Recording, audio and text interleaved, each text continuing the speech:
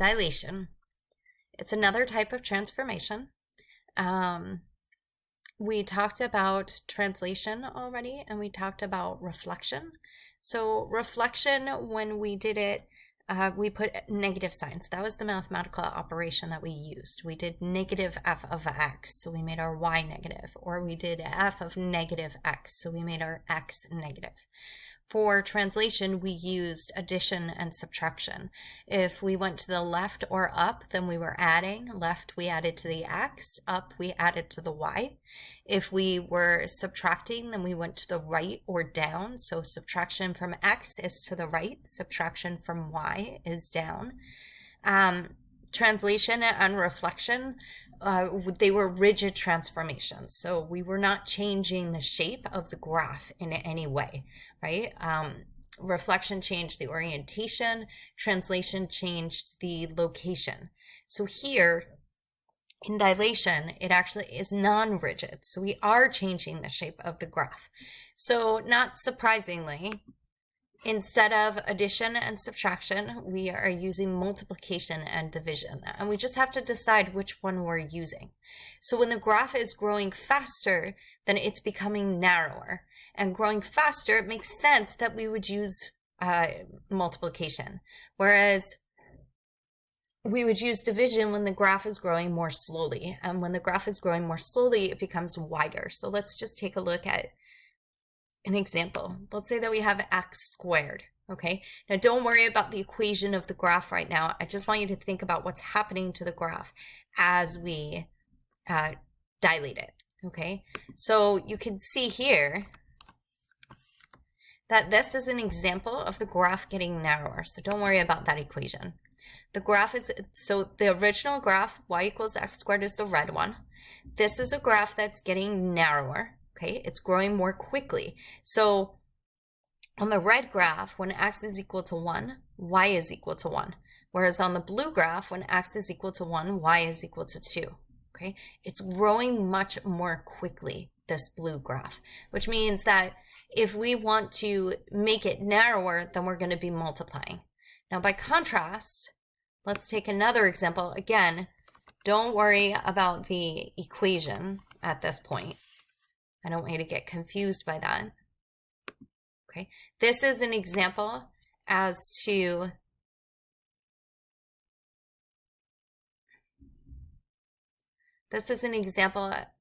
of it getting wider. Okay, so the green graph is growing more slowly than the red. Let's take the blue out for a second. The blue is just showing you that it's narrower than the original. The green is now showing you that it's wider than the original, and it's growing more slowly when it's wider, right? So the red graph, when x equals 1, y is equal to 1, but the green graph, when x is equal to 1, y is only equal to 1/2. Here on the red graph, when x equals 2, y is equal to 4. But on the green one, when x equals 2, y is only equal to 2. So as it's getting wider, it's growing more slowly. So it kind of makes sense that we would divide there. I'm just checking it didn't crash because it already crashed on me once. Okay, it's still recording. Sorry about that. Okay, so let's talk about what this means. So there are 4 different types of dilation, which makes sense, okay, because there are 4 different types of translation as well, and it's just the way that you're changing this graph. So the 4 different types is there is a horizontal stretch and shrink and a vertical stretch and shrink.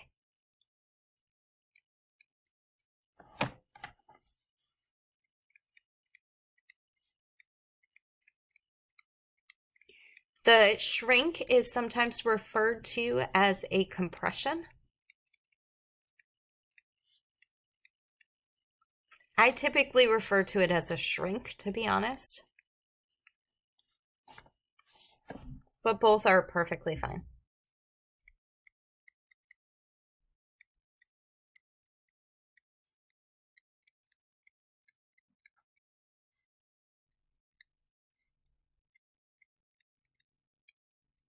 And again, a shrink can be referred to as a compression. Okay, so let's go through this in the same way that we went through translation and reflection. We'll go through each one individually. And remember, we know that we're either multiplying to x or y, okay? If it's a vertical change, then we're multiplying to y. If it's a horizontal change, then we're multiplying or dividing to x. Okay, so vertical means y is being changed, horizontal means x is being changed. And then whether we're multiplying or dividing, we know that for one of these we're multiplying and for the other we're dividing. It's just a matter of what the graph looks like. Is it getting wider or is it getting narrower? So let's start with a vertical stretch, okay?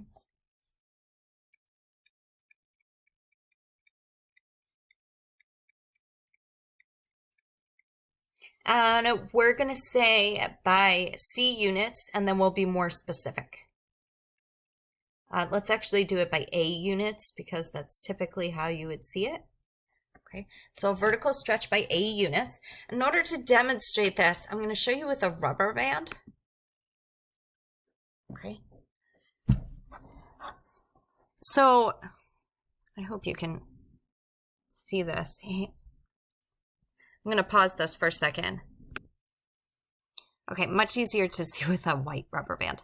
Okay, so how does this work?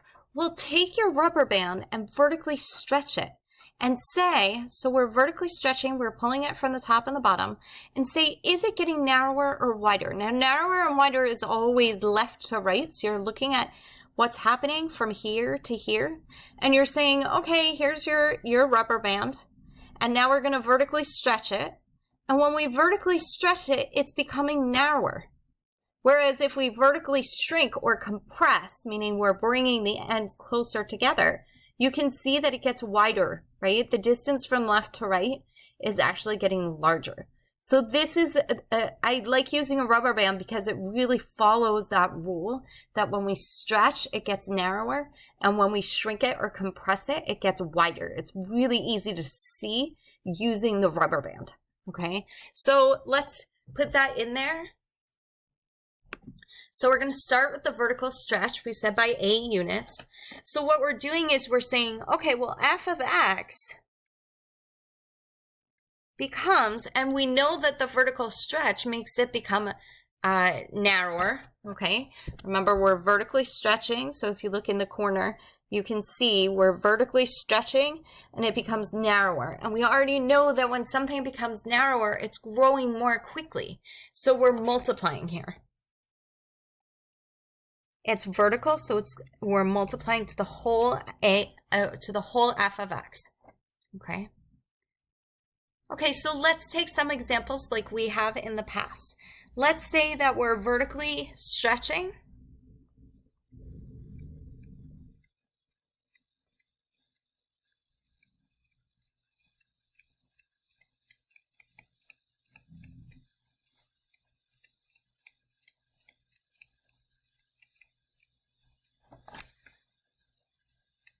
By 3 units, okay, or by a factor of 3. That would be a typical way of describing it.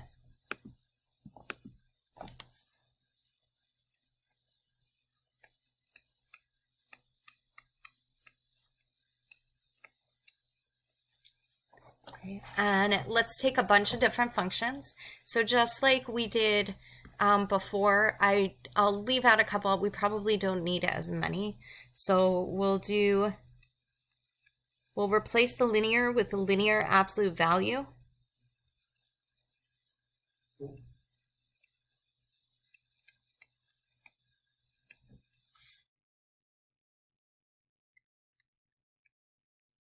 We'll do a logarithmic.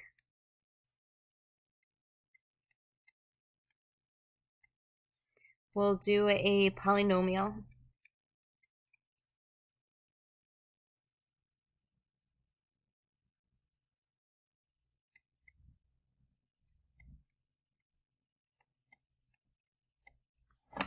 And we'll do a reciprocal function as well.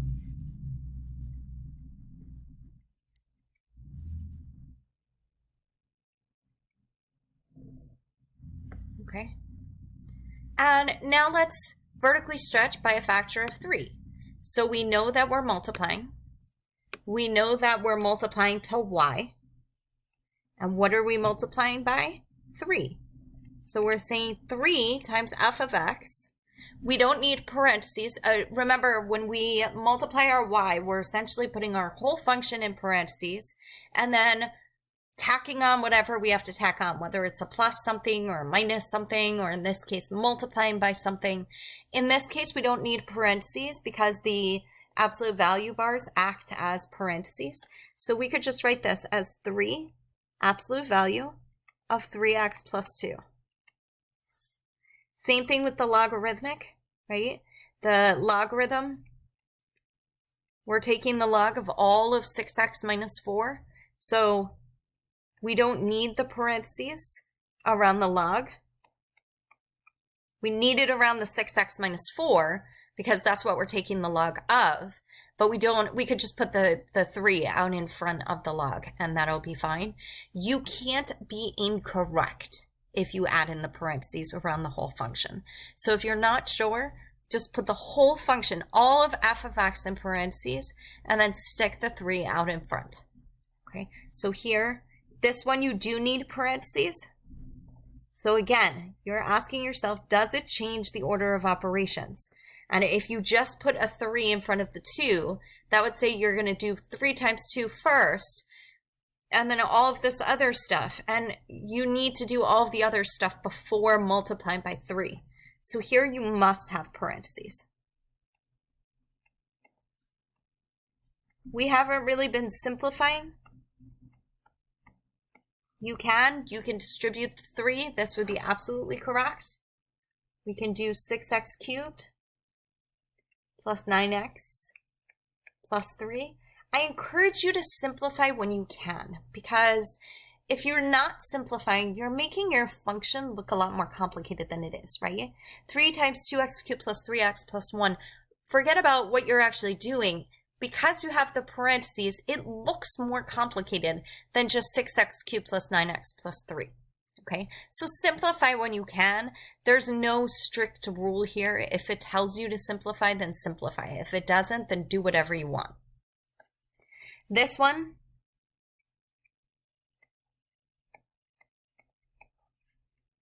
so you have 2 ways of writing this. Again, you would need to put parentheses here, just so that it's really clear that you're multiplying by the whole function. But what does this mean? This 3 is like a 3 over 1.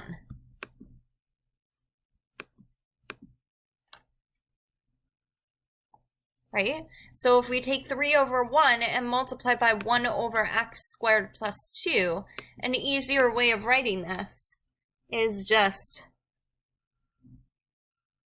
3 over x squared plus 2. There's no reason to write it any other way. Okay? And you don't have to write this out before you write this. You can go straight from here to here. And notice our notation has to change, right? These are not equal to f of x. This is equal to f of x times 3. So our notation has to change here to show that these two functions are not identical. Okay? It's telling us what to do with the function. So this is a vertical stretch by A units. Let's do a vertical shrink or a vertical compression. You can use whichever term you want,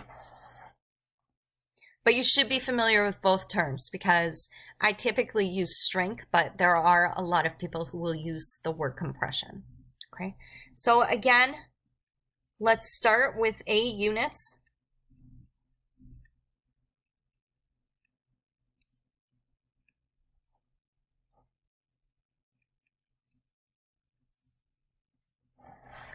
And if we go back to the vertical stretch for a second, remember the reason why we're multiplying is because we're making the graph narrower.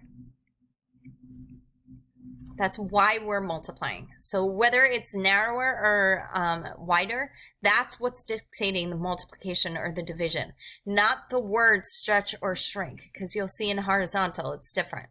Okay, so vertical shrink by A units, we're making the graph wider. Now, if we're making the graph wider, that means that we're dividing. So f of x becomes f of x over a. And just to be clear, that is the same thing as 1 over a times f of x.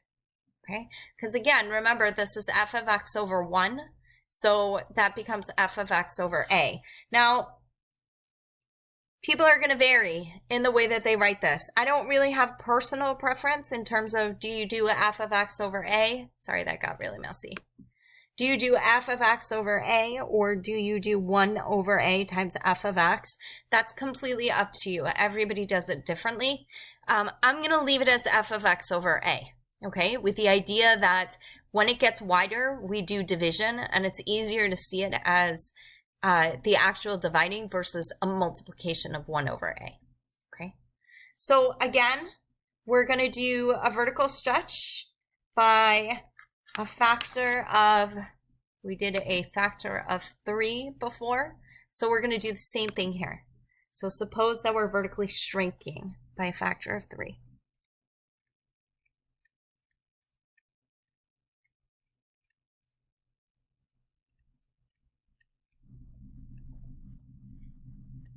Shrinking or compressing. It's the same thing, which is why I'm putting the compressing in parentheses. And notice we say by a factor of.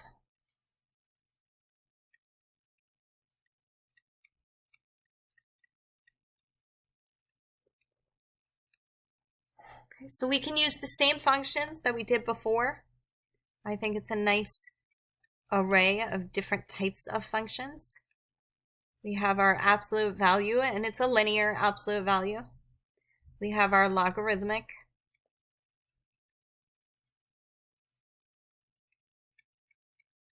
Then we have our polynomial function. And notice, well, this doesn't really apply. I was going to say, notice we have multiple x's in some of these. Really the polynomial in this case.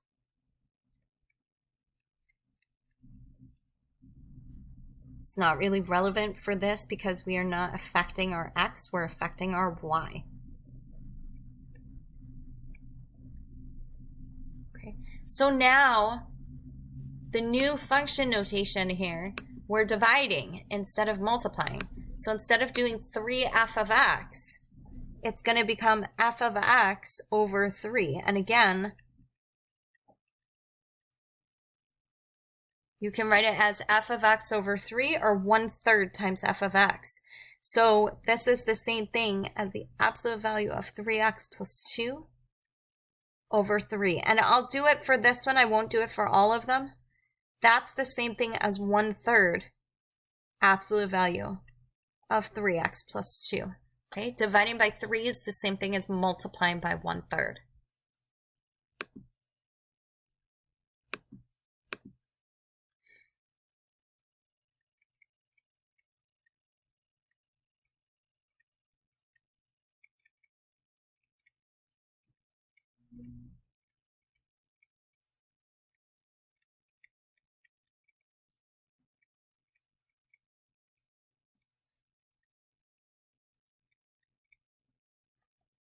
Okay, so that's true for all of these. So here, same thing. This becomes f of x over 3, or f of x times 1/3. So we're doing log of 6x minus 4 over 3. So some people prefer multiplying by 1/3 because then they don't have that ugly division. Okay, but either way, again, it makes no difference. So here, f of x over 3 is 2x cubed plus 3x plus 1 over 3. Okay. Here, it makes sense actually to multiply by 1/3 because look at what happens here. You get 1 over x squared plus 2 over 3. Now, we do not want a fraction within a fraction. It's one thing to create a fraction. It's another thing, I actually will put it in here.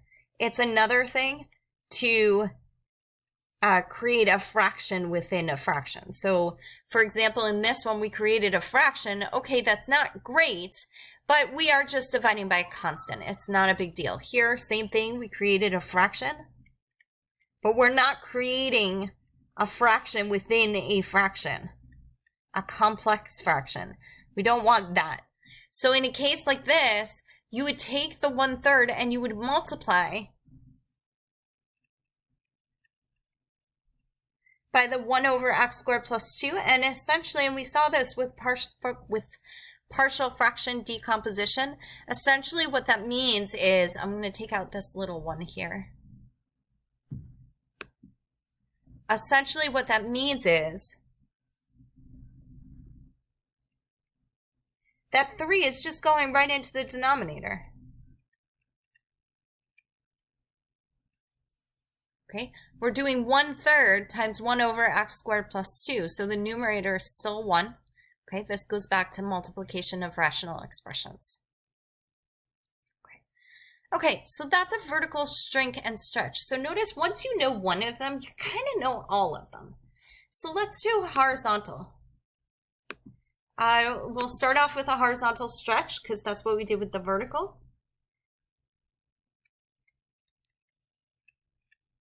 And again, we'll use A units to start just so that we're being consistent and you can see a general rule.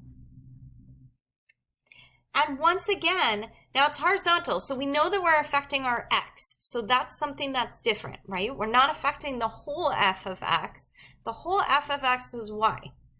Okay, so we're not affecting our y. We're affecting our x because it's horizontal.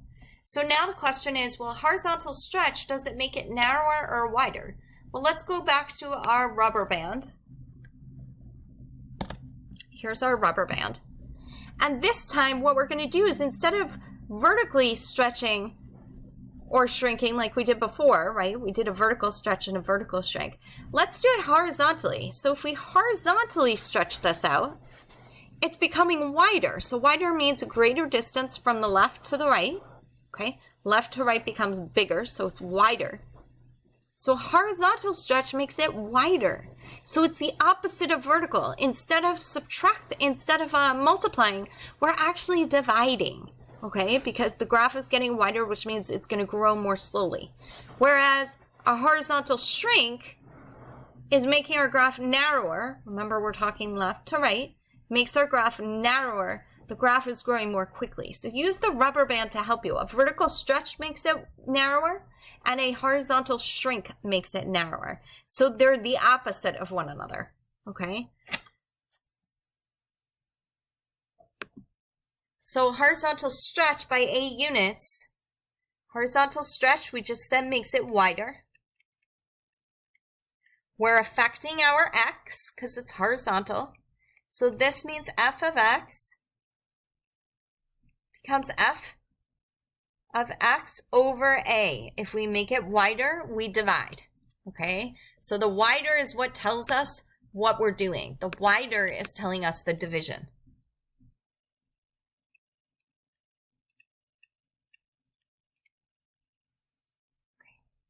So let's do the same thing. We're going to take the same exact functions that we had before.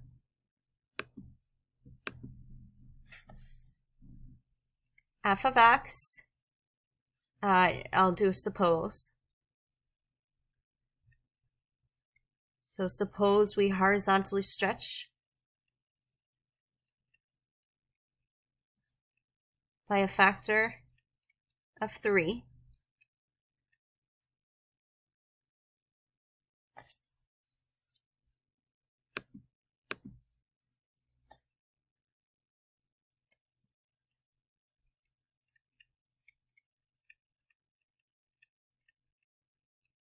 So that means we had 4 functions. F of x equals the absolute value of 3x plus 2. F of x equals log of 6x minus 4. F of x equals 2x cubed plus 3x plus 1. And we had our reciprocal function, f of x equals 1 over x squared. plus 2. Okay, and let's go through and rewrite our functions. So what this is saying is that we're replacing our x with x over 3. Okay, so act as if you're putting parentheses around your x and replace it with x over 3. Don't forget about the plus 2 here. So same thing here. You have log of 6x minus 4. You're replacing your x with x over 3.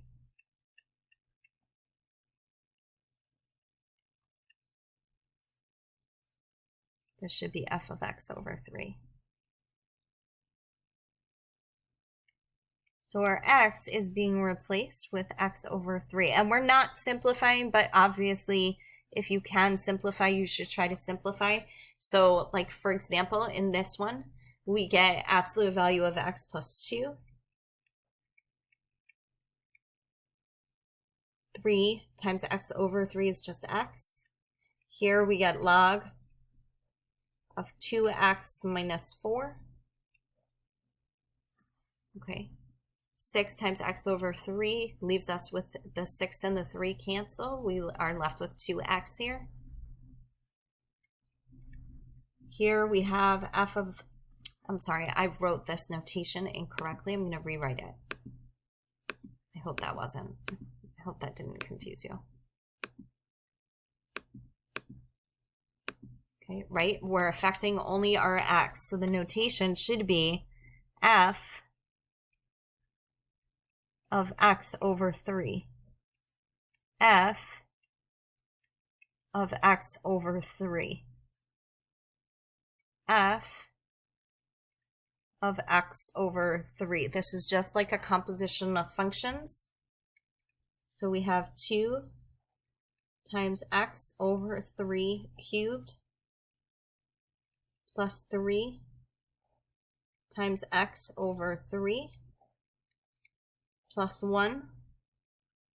Okay, I'll simplify this here because it's relatively simple. We're not adding or subtracting anything. This cube gets distributed, so we have to distribute the cube first. So it becomes 2x cubed over 27, right? The cubed gets distributed to the x and to the 3. I'm not requiring you to always simplify, but I just want you to see what it looks like. 3x over 3 is just x, and then plus 1. Okay, I just want you to get an idea as to what it looks like when you simplify.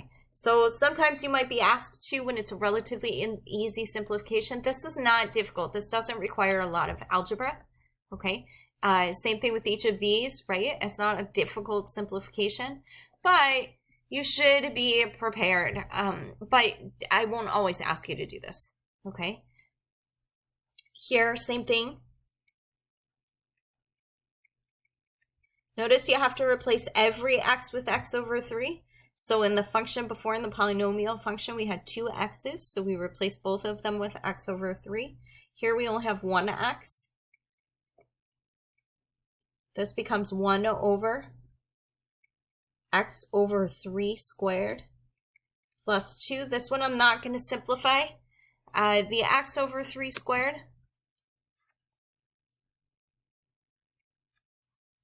The x over 3 squared becomes x squared over 9. And what you would do then is you would make the 2 an 18 over 9. And then you would combine like terms. The 9 would move into the numerator. Okay, so it would wind up with 9 over x squared plus 18.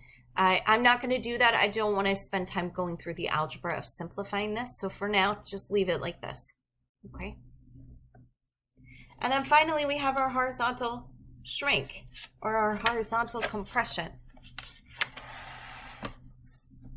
And that's our last one. It's our last type of transformation as well that we're going to talk about. Okay, so a horizontal shrink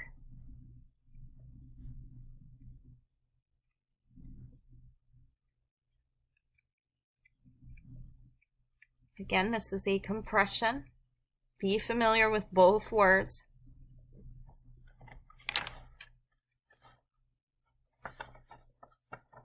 And we'll start with by A units.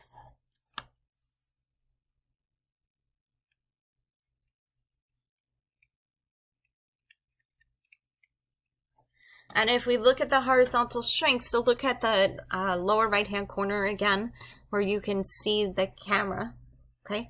A horizontal shrink, what you're doing is you're taking the rubber band and you're pushing it together. And when you're pushing it together, you're making it narrower. So it's the opposite of a stretch. That's always going to be the case. The shrink will be the opposite of the stretch, but in vertical, a stretch makes it narrower and a shrink makes it wider. In horizontal, it's the opposite. A stretch makes it wider, whereas a shrink makes it narrower. And the fact that it's getting narrower is telling us that we multiply, right? Narrow tells us multiply. Wide tells us divide.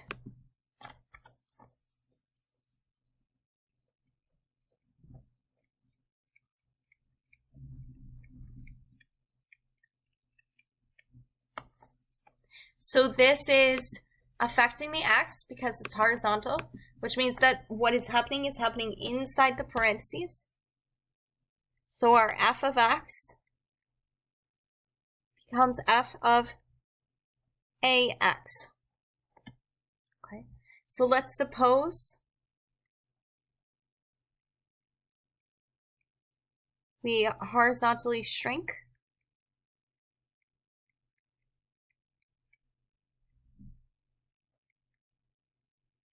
by a factor of 3.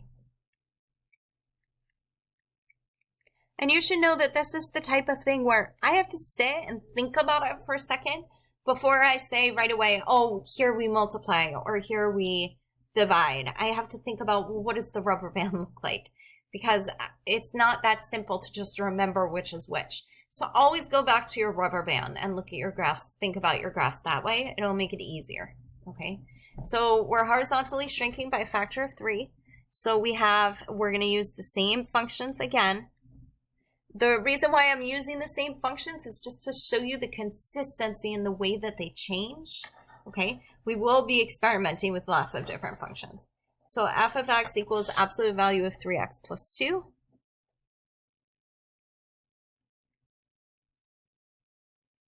Then we had f of x is equal to the log of 6x minus 4.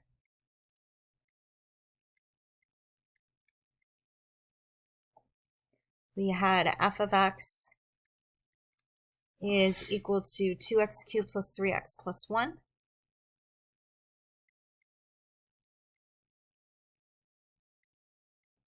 And finally, we had f of x is equal to 1 over x squared plus 2. Okay. And let's horizontally shrink each of these. So what does this look like? This turns into f of 3x. So you have to change that notation. Okay. So absolute value of 3, we're replacing our x with 3x. And if we simplify this, we get absolute value of 9x plus 2. Again, these are easy simplifications. So I would encourage you to do it. If I don't say that you have to simplify, you don't have to simplify. But I would encourage you to when you can. So notice we had an x here. It was 6 times x. Now it's 6 times 3x. And again, this is not a difficult simplification because 6 times 3 is just 18. So this becomes 18x minus 4. This one, f of 3x, all of our x's get replaced. We see a 2 times an x cubed, so it becomes a 3x cubed. We have a 3 times an x, so it becomes 3 times 3x. There should be an equals, not an arrow.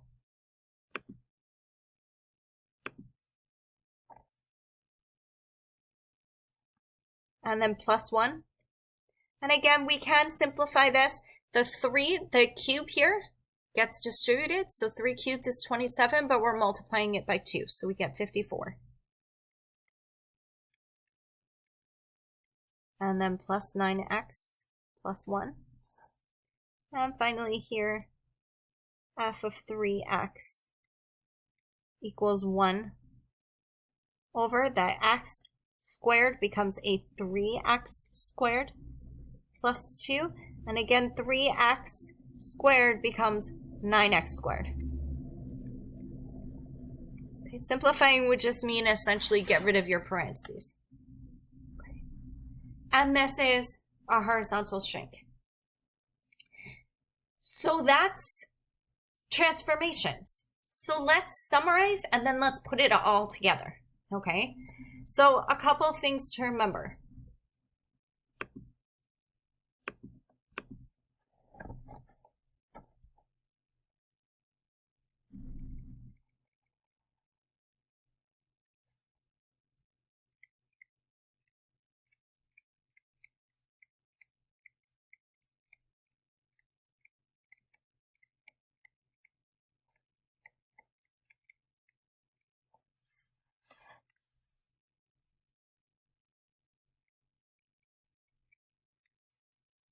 If it is a horizontal change,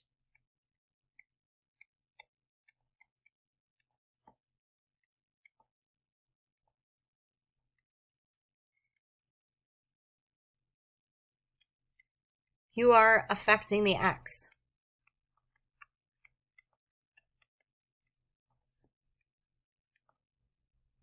Okay, what are our horizontal changes? Our horizontal changes are for reflection. It's a reflection in the y-axis. Think about your points, right? When you reflect in the y-axis, you're moving from left to right or right to left, okay? A reflection in the y. So here, we're going from the right side to the left side. If we take this point, we're going from the left side to the right side. So that's a horizontal change. Okay.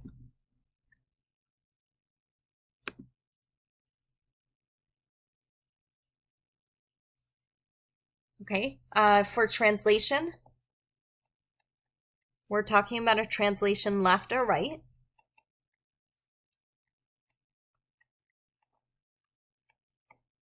And for dilation, we're talking about a horizontal shrink or stretch.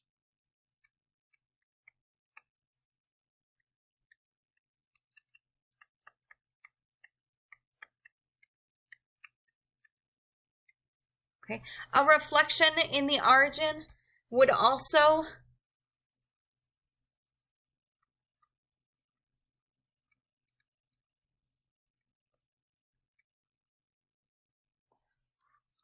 a reflection in the origin would also qualify it. It's just that for that you're affecting both. So I'm leaving out reflection in the origin.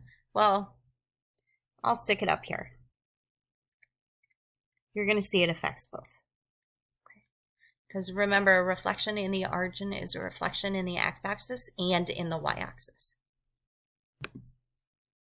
Now, if it's a vertical change, then you're affecting the y.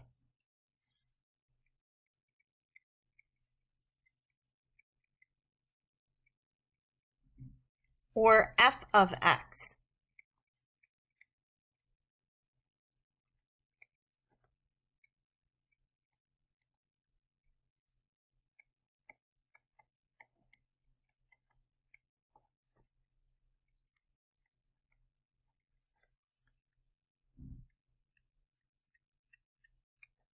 So what are our vertical changes? It's a reflection in the x-axis. Remember, when you reflect in the x, you're going from above to below or below to above. And then again, the origin, because the origin affects both. A translation up or down. These are intuitive, okay? meaning it's exactly what we would expect. The shrink and the stretch are easy because they have vertical and horizontal right before the names.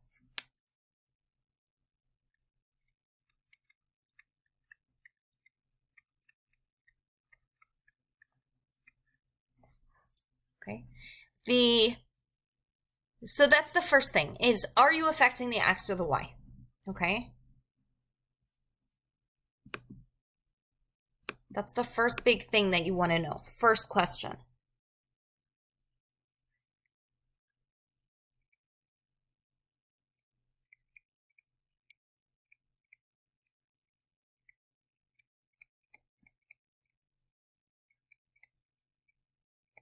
Your second question is, okay, now that we know whether we're affecting X or Y, what operation are we using? So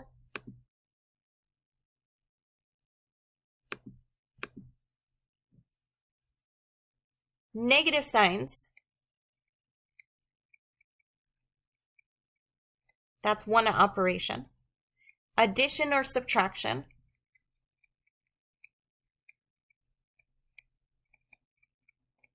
or multiplication or division.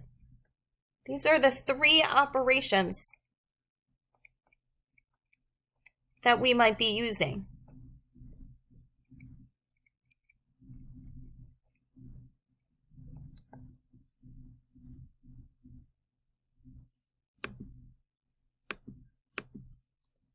So that's our second question. Once you know if you're affecting X or Y, then you're asking yourself, okay, are we multiplying by -1, just putting a negative sign in front of it? Are we adding or subtracting to X or Y? Or are we multiplying or dividing?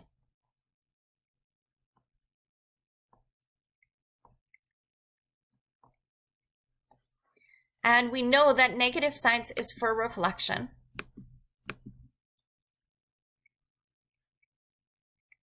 Addition and subtraction is for translation.